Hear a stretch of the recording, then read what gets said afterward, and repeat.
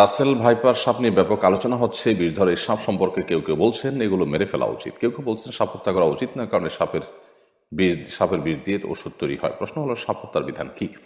দেখুন, যে কোনো জীবজন্তু মানুষের উপদ্রবের কারণ যদি হয়, তাহলে সেক্ষেত্রে সেটিকে হত্যা করা শরীরের দৃষ্টিকোণ থেকে জায়েজ আছে, না জায়েজ কোনো কাজ নয়। তবে উপদ্রবের কারণ না হলে অযথাই কোনো প্রাণীকে দেখেই হত্যা করতে উদ্যত হওয়া বা হত্যা করতে চাওয়ার ভিতরে কোনো কল্যাণ নিহিত নেই।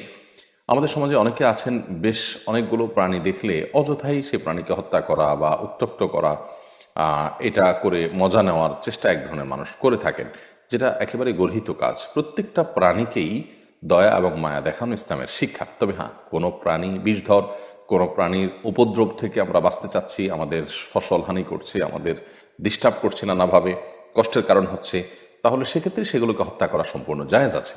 তারই অংশ হিসাবে